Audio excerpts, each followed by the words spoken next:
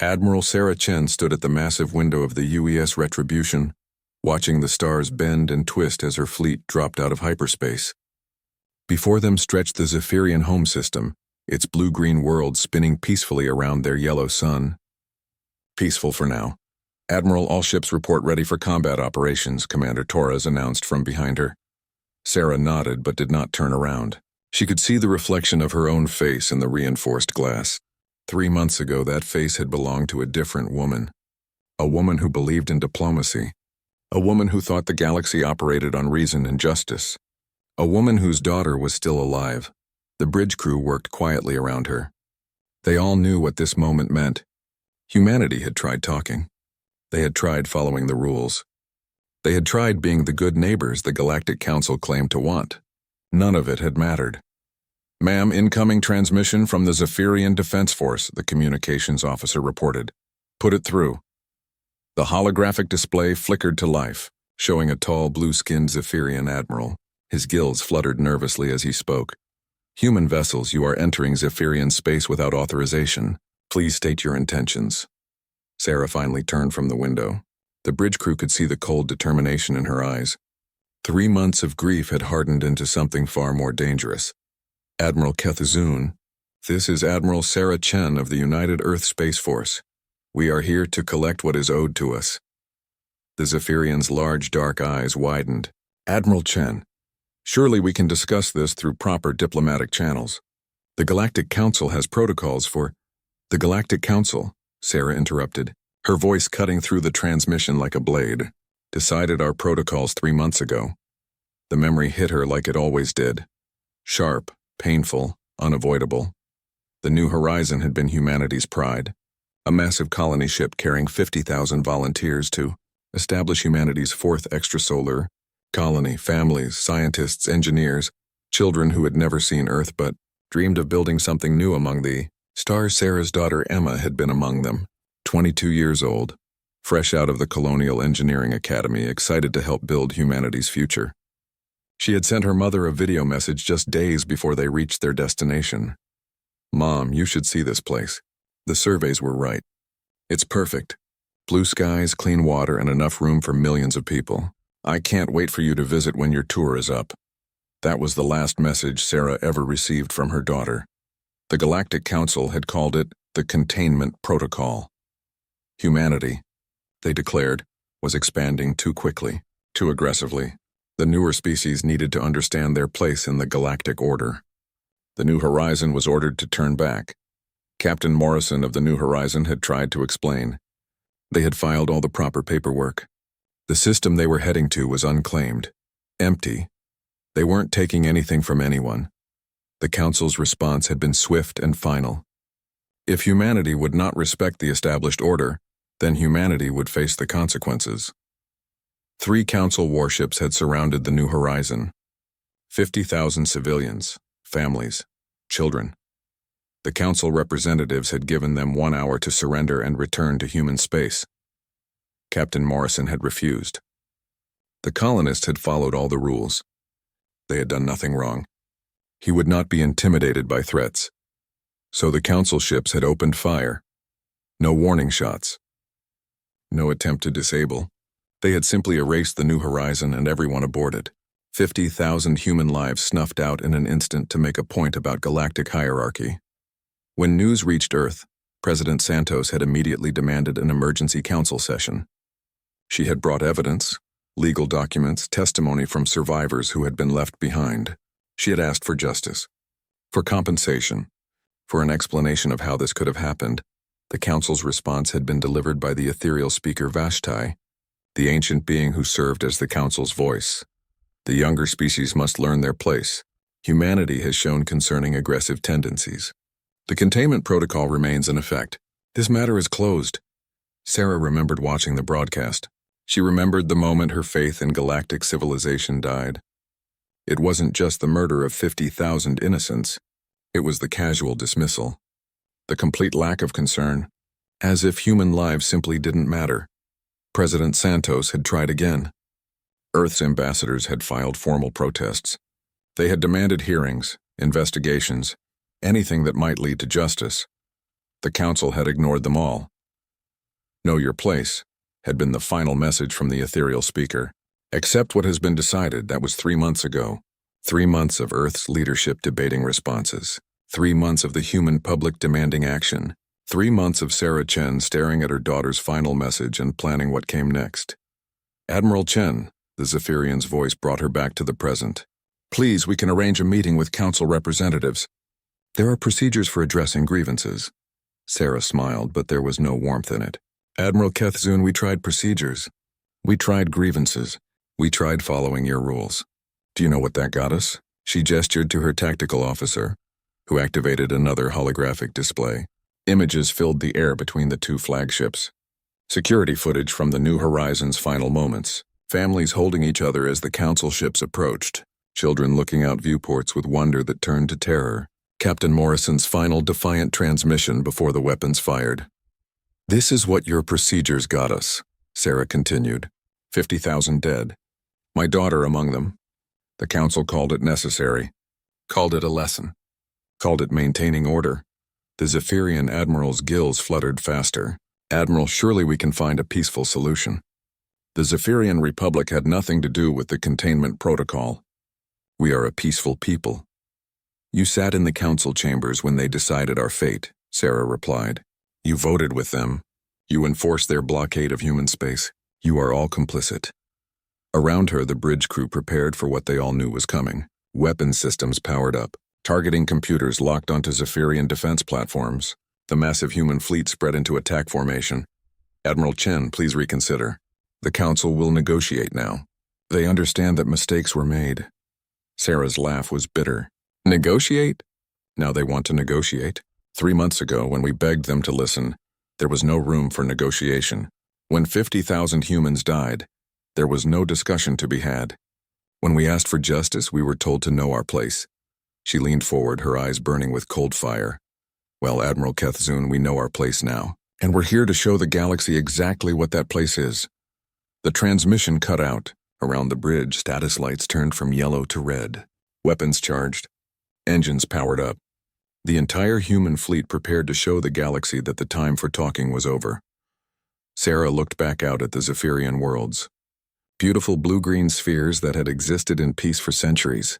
That peace was about to end, and she felt no regret about it. The galaxy had taught humanity a lesson 3 months ago. Now it was humanity's turn to teach.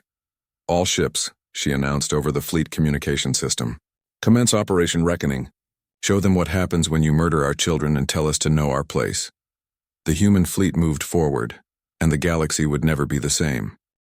Dr. Marcus Webb stood in the deepest levels of the Cheyenne Mountain Research Complex, watching as his life's work finally saw the light of day.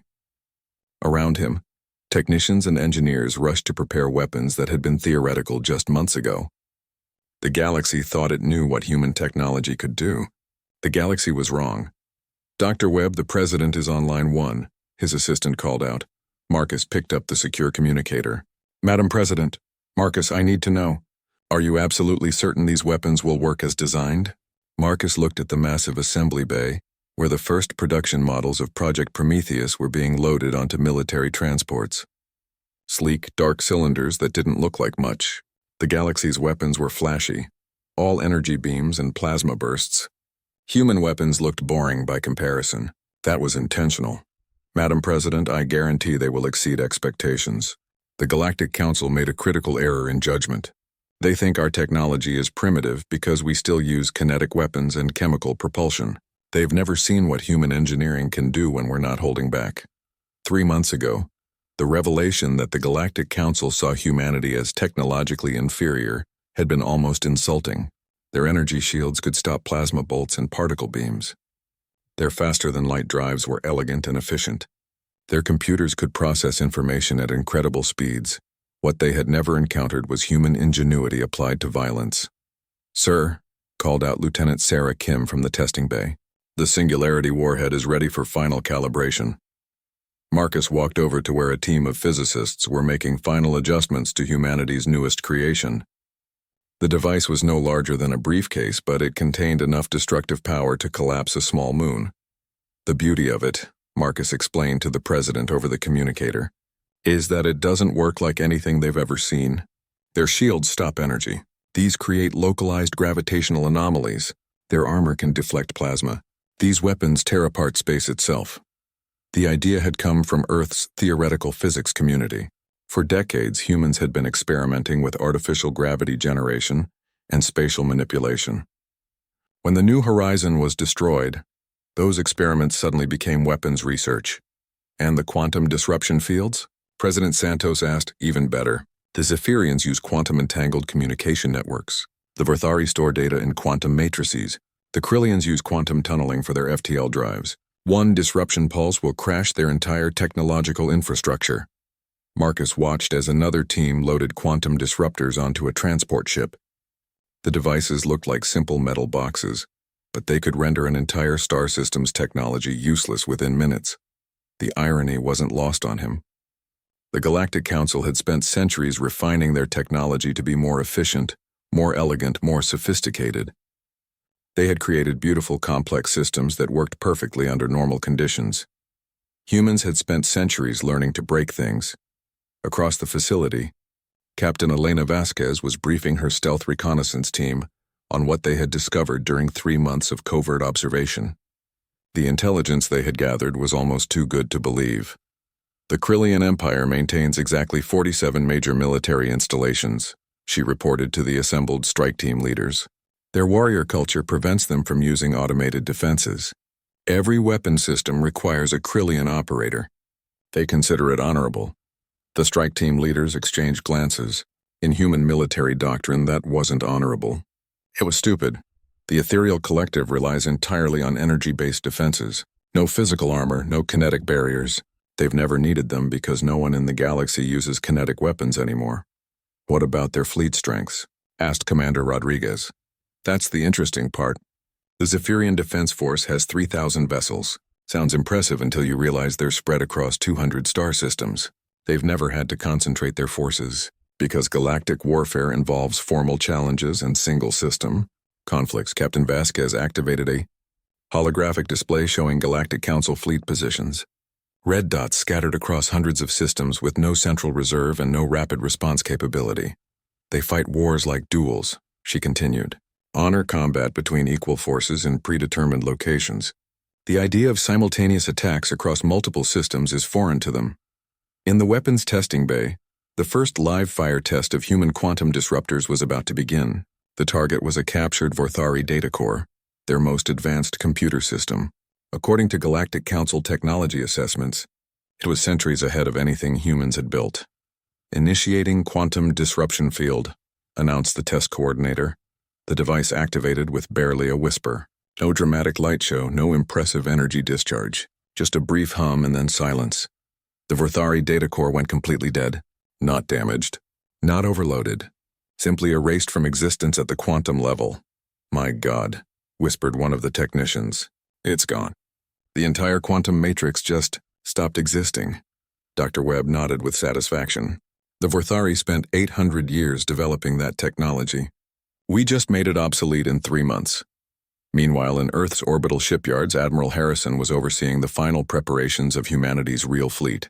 The ships the galaxy had seen were export models, designed for intimidation rather than war. The vessels being prepared now were built for one purpose: overwhelming victory. Admiral, the stealth fleet reports ready for deployment, reported Captain Martinez. Harrison looked at the status board showing 47 vessels that didn't officially exist. Ships built with technology the Galactic Council had never seen because humans had never shared it.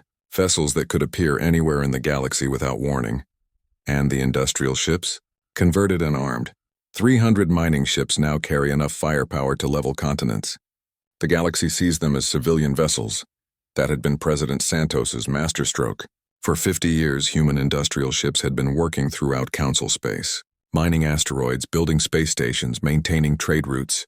The galaxy had grown so accustomed to seeing human workers that they had become invisible. None of the Council species had bothered to scan the human ships carefully. If they had, they would have discovered that every human vessel carried military-grade sensors, communications equipment, and enough hidden weapons to outfit a battle fleet. "Sir," called out Lieutenant Commander Park from the intelligence station, "we're receiving final reconnaissance reports from all target systems. Council forces are positioned exactly as predicted. Admiral Harrison smiled. 3 months of preparation were about to pay off. The Galactic Council thought they were dealing with an angry but manageable junior species. They were about to discover they had awakened something far more dangerous. Send the final authorization to all fleet commanders, Harrison ordered. Operation Reckoning is authorized to proceed. Show them what humans do to those who murder our children. Across human space, 1,000 ships prepared to launch. Not the few dozen vessels the galaxy expected, but a massive fleet that had been hidden in plain sight for decades. Ships that looked like cargo haulers but carried weapons capable of cracking planets. Vessels that appeared to be research stations but could project force across entire star systems. The Galactic Council had made their biggest mistake 3 months ago when they destroyed the New Horizon. But their second biggest mistake had been assuming that what they could see of human technology was all there was. They were about to learn that humans were very good at keeping secrets. And even better at settling scores. The time for hiding was over. The galaxy was about to see what humanity could do when they stopped pretending to be harmless. The attack began at exactly 0800 Galactic Standard Time across 17 star systems simultaneously. The Galactic Council's military commanders had been expecting human retaliation, but nothing had prepared them for the scope and coordination of what humanity unleashed. Admiral Sarah, Chen watched from the bridge of the Retribution as her fleet tore through the Zephyrian defense network like it was made of paper. The graceful energy barriers that had protected Zephyrian worlds for centuries simply couldn't stop weapons they had never been designed to face. Direct. Hit on the primary orbital defense platform, reported Commander Torres. Platform destroyed. The Zephyrian platform hadn't just been damaged or disabled. The human kinetic round had punched through its energy shields as if they weren't there, then continued through the station's core, turning the entire structure into expanding debris.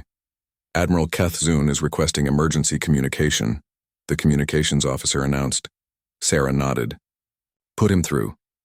The holographic display showed the Zephyrian admiral on what was clearly a damaged bridge. Emergency lighting flickered behind him and she could hear alarms in the background. Admiral Chen, this is madness. You cannot attack civilians. The laws of galactic warfare clearly state. The laws of galactic warfare, Sarah interrupted, didn't protect the 50,000 civilians on the New Horizon. Why should we follow rules you ignore whenever convenient? She gestured to her tactical officer.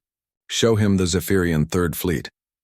The display switched to show 15 Zephyrian warships in perfect formation, approaching what they thought was a small human task force. What they couldn't see were the 40 human stealth ships surrounding them. Admiral Keth Zun, you might want to warn your Third Fleet that they're about to learn why humans don't fight fair. The Zephyrian admiral's eyes widened as sensor readings suddenly appeared on his display. 40 contacts that hadn't been there seconds before. Ships that had somehow remained completely invisible until they chose to reveal themselves. The Third Fleet never had a chance. Human quantum disruptors activated first, instantly shutting down every Zephyrian computer system. Navigation, weapons, shields, life support. Everything simply stopped working. Then the kinetic weapons opened fire. The elegant Zephyrian vessels designed for ceremonial combat and formal engagement were torn apart by weapons that cared nothing for honor or tradition. Within minutes, 15 ships became wreckage. This is impossible, Admiral Keth Zun whispered. Our intelligence said humans only had basic kinetic weapons and primitive computers. Sarah's smile was cold. Your intelligence was wrong about a lot of things. Meanwhile, 3 systems away, Captain Elena Vasquez was leading the assault on the Krillian military fortress of Gorthak Prime. The Krillians were known throughout the galaxy as the greatest warriors. Their fortress worlds considered impregnable. That reputation was about to be tested. Target acquired, reported her weapons officer. Singularity warhead armed and ready. Fire. The weapon launched from the human stealth ship looked almost insignificant against the massive Krillian fortress. The energy shields that protected Gorthak Prime had withstood sieges for thousands of years. They had turned back fleets, absorbed planet-killing weapons, and earned the Krillians their reputation as unconquerable. The Singularity warhead ignored the shields completely. Instead of trying to break through the barriers, it created a localized gravitational collapse that pulled the fortress into itself. Ancient armor, energy barriers, and 10,000 Krillian warriors simply ceased to exist as space-time folded in on itself. Gorthak Prime destroyed, Captain Vasquez reported calmly. Moving to secondary targets, the Krillian response was swift and predictable. War fleets launched from a dozen fortress worlds, heading to engage the human forces in honorable combat. The Krillians lived for battle, and they approached warfare like a sacred ritual. They found human forces waiting for them in the Theta sector, apparently ready for the traditional ship-to-ship combat the Krillians preferred. What looked like an even match quickly became a massacre. The Krillian energy weapons were powerful but slow. Each shot had to be carefully aimed and fired by a warrior gunner. The humans simply filled space with thousands of kinetic rounds, overwhelming Krillian defenses through sheer volume of fire. More importantly, the humans weren't fighting for honor. They were fighting to win. When Krillian ships moved into traditional battle formation, human vessels scattered and attacked from unexpected angles. When Krillian commanders tried to issue challenges for single combat, human ships simply ignored them and continued their coordinated assault. "This isn't warfare," transmitted Warlord Grakthos from his burning flagship. "This is butchery." "You're right," Captain Vasquez replied. "It is butchery, just like what you did to the New Horizon." Across the galaxy, similar scenes played out as human forces engaged the Galactic Council's military. The crystalline Vorthari found their quantum-based computer networks turned against them, as human cyber warfare specialists seized control of their own weapons. The gaseous Nebulans discovered that their energy-based physiology offered no protection against weapons that manipulated gravity itself. But it wasn't just the advanced technology that shocked the galaxy. It was the psychology of human warfare. On the water world of Aquatica Prime, Admiral Chen's forces didn't just attack military targets. They began systematically draining the oceans using industrial atmospheric processors that had been disguised as mining equipment. The Zephyrians, who needed water to breathe, watched in horror as their homeworld slowly became uninhabitable. Admiral Chen came the desperate transmission from the Zephyrian government. "The civilian population is dying. This is genocide." "No," Sarah replied, watching the ocean levels drop on her display. "Genocide is what you did to 50,000 humans. This is just urban renewal." The most devastating psychological weapon, however, was the one Dr. Webb had developed in the deepest levels of Cheyenne Mountain. Every human attack was accompanied by a broadcast, the final messages from the passengers of the New Horizon, children's voices pleading for help, parents recording goodbye messages for relatives on Earth, Captain Morrison's final defiant transmission before the Council ships opened fire. The voices of 50,000 people who had done nothing wrong except be human. The broadcasts were transmitted on every frequency, in every language, to every world under attack. As Galactic Council forces died, they heard the voices of the humans they had killed. As their cities burned, they listened to children crying for mothers who would never answer. "Turn it off," begged Admiral Kethzun as his flagship's life support failed. "Please turn off the voices." "No," Sarah replied. "You wanted us to know our place. Now you can listen to the voices of the people you murdered while you learn yours." The psychological impact was devastating. Across the galaxy, Council military forces began surrendering rather than face the combined horror of overwhelming human technology and the voices of their victims. Within 72 hours, the Galactic Council's military response had collapsed completely. 17 star systems were under human control. 3 major species had surrendered unconditionally. The rest were retreating to their core worlds and begging for mercy. The galaxy had learned a terrible lesson. Humans didn't fight wars. They solved problems. And from their perspective, the Galactic Council had become a problem that needed solving. Admiral Chen stood on the bridge of the Retribution, looking out at what had once been the Zephyrian home fleet. Now it was debris floating in space mixed with the water from their drained oceans. "Ma'am," reported Commander Torres, "we're receiving surrender offers from 8 different Council species. They're all asking for terms." Sarah thought about her daughter's final message, about 50,000 people who would never see their families again, about a galaxy that had decided human lives didn't matter. "Tell them we'll consider their surrenders after we've finished teaching them their place," she said. The lesson was far from over. Ambassador Kethavar had been the Galactic Council's most successful diplomat for over 3 centuries. He had negotiated peace treaties between species that had been at war for millennia. He had prevented galactic conflicts that could have destroyed entire civilizations. His reputation for finding solutions where none seemed possible was legendary. Now, as his ship approached the human fortress world of New Geneva, he felt something he had never experienced before: genuine fear. The reports coming from the front lines were impossible to believe. 17 star systems conquered in 3 days. The Krillian military, undefeated for 5,000 years, completely destroyed. The Zephyrian homeworld turned into a desert. The mighty Vorthari reduced to sending surrender messages through primitive radio because their quantum networks had been permanently destroyed. "Ambassador?" His aide whispered nervously. "Are you certain this approach will work? The humans seem unreasonable." Kethavar straightened his robes and checked his diplomatic credentials once more. "Every species can be reasoned with, Veltar. Every conflict has a solution. I have never failed to find common ground." The human escort ships that met them at the edge of the system were unlike anything Kethavar had seen. They didn't look like warships.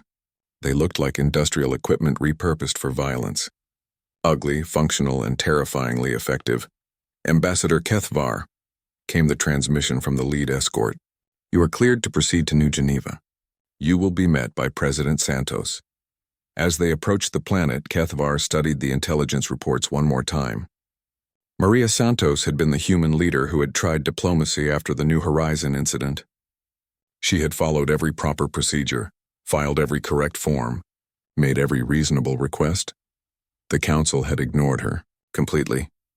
Now she was the person he had to convince to call off humanity's rampage across the galaxy. The shuttle, ride down to New Geneva's surface, was silent. Kethavar looked out the window at a world that had been transformed into a fortress. Massive defensive installations rose from every mountain. Military ships filled the sky. This wasn't just a planet anymore. It was a war machine. The building where President Santos waited wasn't impressive. A simple government complex with no decorations or ceremony. No honor guards or formal protocols. Just a human woman sitting behind a plain metal desk in a room that looked more like a bunker than a diplomatic chamber. "President Santos," Kethavar began, activating his translation device and preparing his most persuasive diplomatic approach. "Thank you for agreeing to see me. I come here today carrying the hopes of the entire galaxy for a peaceful resolution to this conflict." Maria Santos looked up from the documents she was reading. Her eyes were tired, but there was something else there, something cold and final. "Ambassador Kethavar," she said quietly, "before we begin, I want you to see something." She activated a holographic display that filled the room. Names appeared in the air around them. Thousands upon thousands of names in glowing letters. "These are the passengers of the New Horizon," President Santos continued. 50,237 people. "I want you to see their names while we talk." Kethavar felt uncomfortable as the names scrolled past. "President Santos, surely we can put the past behind us and focus on the future. The Council is prepared to offer significant reparations for the regrettable incident with your colony ship." "Regrettable incident?" President Santos stood up, her voice remaining calm but her eyes growing colder.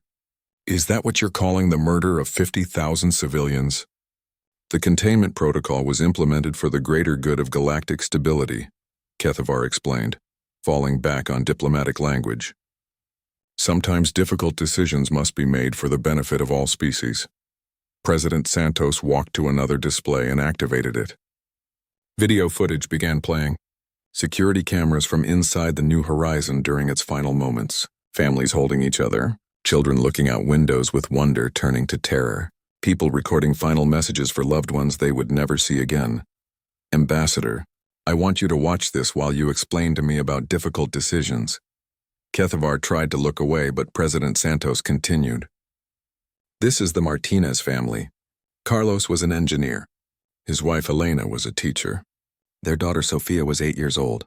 She liked to draw pictures of alien worlds she wanted to visit someday." The footage showed the family in their quarters as the Council ships approached. The little girl was showing her parents a drawing of blue aliens, Zephyrians, that she had made. Sophia was excited to meet other species. She thought the galaxy was full of friends she hadn't met yet. President Santos's voice remained steady, but her hands were clenched into fists. "Your ships killed her while she was holding a picture of Zephyrians she wanted to be friends with." Kethavar shifted uncomfortably. "President Santos, I understand your grief, But we must consider the greater galactic good. The Council is prepared to offer your species significant territory and resources. We can grant humanity full Council membership with all the privileges that entails. Full membership? President Santos laughed, but there was no humor in it. 3 months ago, we begged for a hearing. We asked for justice. We followed every rule you gave us, and you told us to know our place. She activated another display showing the Council chamber where the human ambassadors had pleaded their case after the New Horizons' destruction. Kethvar remembered that session. He had been there when the ethereal speaker dismissed the humans' requests. I remember this session, President Santos continued. I remember our ambassador asking for just one thing, an explanation of how 50,000 innocent people could be murdered for following your own laws. Do you remember the Council's response? Kethvar did remember. The response had been brief and final. Know your place. Yes, President Santos said, seeing his expression. Know our place. Well, Ambassador, we know our place now. She walked to the window overlooking the military installations that covered the planet's surface. Our place is not begging for scraps from a council that sees us as animals.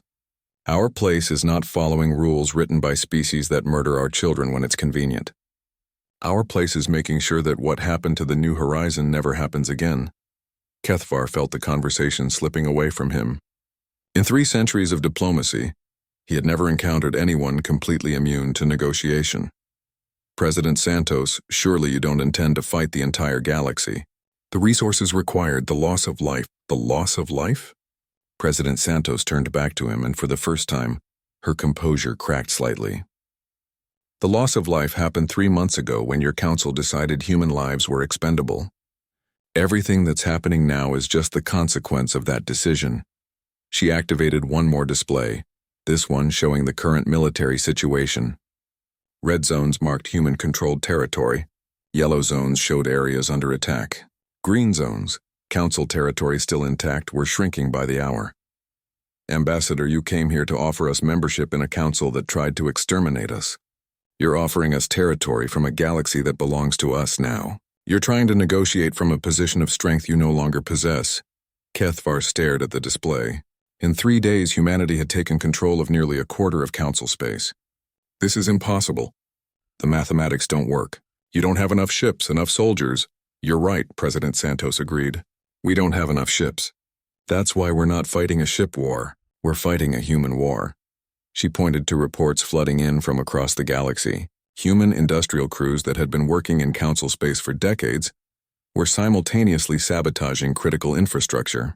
Mining ships were using their equipment to destroy orbital facilities. Trade vessels were deploying hidden weapons to capture strategic positions. For 50 years, you let human workers into every corner of your civilization. You never bothered to watch us carefully because you thought we were harmless. You learned too late that we've been preparing for this day, since the moment we entered galactic society. Kethvar felt his diplomatic confidence crumbling. What do you want from us? What will it take to end this? President Santos walked back to her desk and picked up a simple piece of paper. This is Emma Chen's final message to her mother. She was Admiral Chen's daughter. She died on the New Horizon believing that the galaxy was a place where different species could live together in peace. She handed the paper to Kethvar. The message was written in a child's handwriting. Mom, I love you. I'm going to build something beautiful here. Someday you can visit and see what we created together. That little girl believed in the dream of galactic civilization, President Santos said quietly. Your council killed her for that belief. Now her mother is burning your worlds and you want to know what it will take to make her stop. Kethvar looked at the paper, then at the scrolling names of the New Horizons passengers, then at the tactical display showing humanity's unstoppable advance. Ambassador, President Santos concluded, you came here thinking you could negotiate with us, but the time for negotiation ended when you decided our children were acceptable casualties. We're not here to join your galactic order. We're here to replace it. 6 months after the first human shot was fired, President Maria Santos stood in what had once been the Galactic Council chamber on Nexus Prime. The massive hall that had housed galactic governance for thousands of years was empty now, its ornate seats gathering dust, its ceremonial displays dark and lifeless. The planet had been renamed Terra Secunda, and it served as the capital of humanity's new galactic administration. The irony wasn't lost on anyone. The species the Council had tried to contain now controlled the very heart of galactic civilization. "Madam President," Admiral Chen reported from her position near the main display, "all resistance in the Outer Rim has ceased. The last Krillian holdouts surrendered this morning." Maria nodded, but her expression remained serious. Victory had come faster than anyone had expected, but the cost in lives, mostly alien lives, had been staggering. Entire species had been reduced to shadows of their former power. The galaxy's political structure had been completely rewritten in 6 months of coordinated human expansion. "What's the status of the relocation programs?" she asked. "The Zephyrian refugees have been settled on 17 water worlds we've terraformed for them," Admiral Chen replied. "Their population is stable, and their new government has formally joined the Terran hegemony. The Vorthari reconstruction is proceeding ahead of schedule. Their quantum networks are being rebuilt with human oversight. The transformation hadn't been just military. Once the Council's forces were defeated, humanity had moved quickly to establish new governmental structures. Species that cooperated were given significant autonomy and protection. Those that resisted faced the same fate as their military forces. And the war crimes tribunals? Admiral Chen's expression darkened. 347 Council officials have been charged with genocide for their role in the New Horizon massacre. The trials begin next month. Maria walked to the massive window that overlooked the city below. Nexus Prime had been the jewel of galactic civilization, a gleaming metropolis of crystal spires and flowing architecture. Under human administration, it was becoming something different, more practical, more efficient. Less beautiful, perhaps, but far more just. The transformation of galactic society had been swift and comprehensive. The old system of species-based representation had been replaced with individual citizenship in the Terran hegemony. Rights were no longer determined by which species you belonged to, but by whether you accepted the new order's fundamental principle. The protection of innocent life was non-negotiable. "Madam President," her aide approached with a communication device. "You have an incoming message from Earth. It's President Chen." Maria smiled slightly. Emma Chen's father had been elected president of Earth 3 months ago, partly as a symbol of humanity's grief over the New Horizon, but mostly because his campaign message had resonated across human space. "Never again. David," she said as the holographic display activated. "Maria, how are the integration protocols proceeding?" "Better than expected. We've had formal applications for hegemony membership from 47 species. Only 12 are still classified as hostile. The Terran hegemony's membership requirements were simple, but non-negotiable. Accept human oversight of military forces. Agree to the Universal Rights Charter that protected civilians of all species. Submit to regular inspections to ensure compliance. In return, member species received full protection, access to human technology, and a voice in the hegemony's representative council. It was, Maria reflected, everything the old Galactic Council claimed to be but never was. "What about the resistance movements?" President Chen asked, mostly contained. "The Ethereal Collective is still broadcasting calls for rebellion, but they're operating from hidden ships with no permanent bases. The Krillian military tradition is adapting surprisingly well to our command structure. They respect strength, and we've certainly demonstrated that. The Krillians had been the most difficult species to integrate. Their warrior culture had initially rejected human authority completely. It had taken Admiral Chen personally defeating their greatest champion in single combat to convince them that humanity deserved their loyalty. Now Krillian warriors served as elite units in the hegemony's military, their honor code adapted to serve justice rather than conquest. "Maria, there's something else.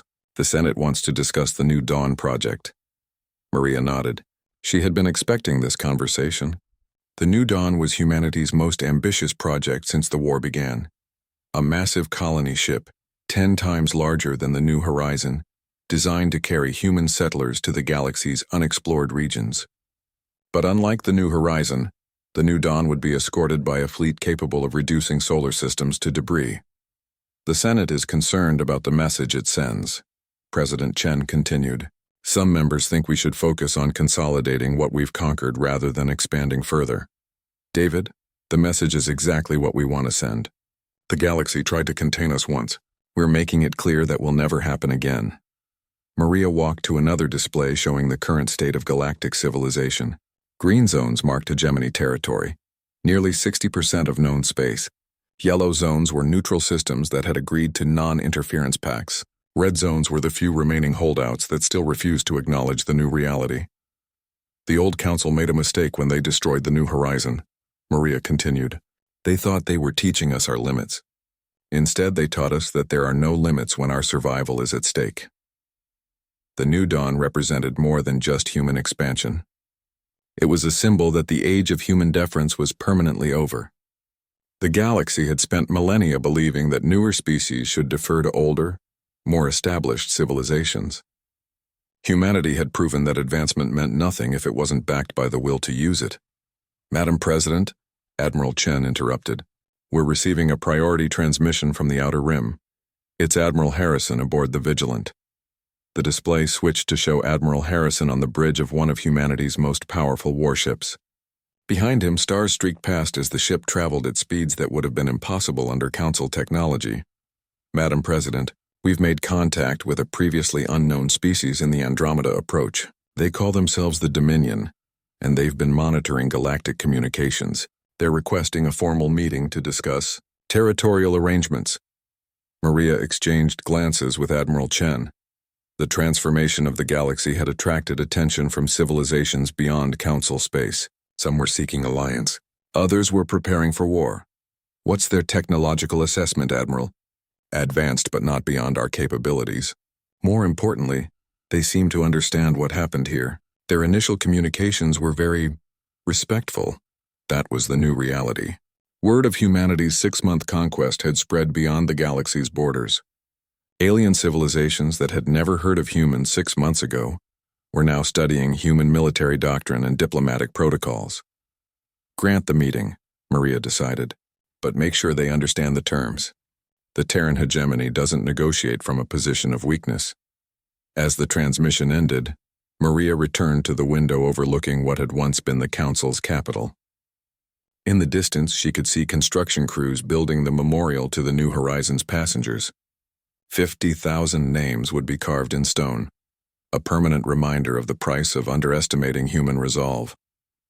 Admiral, she said quietly, what's the status of the New Dawn's escort fleet?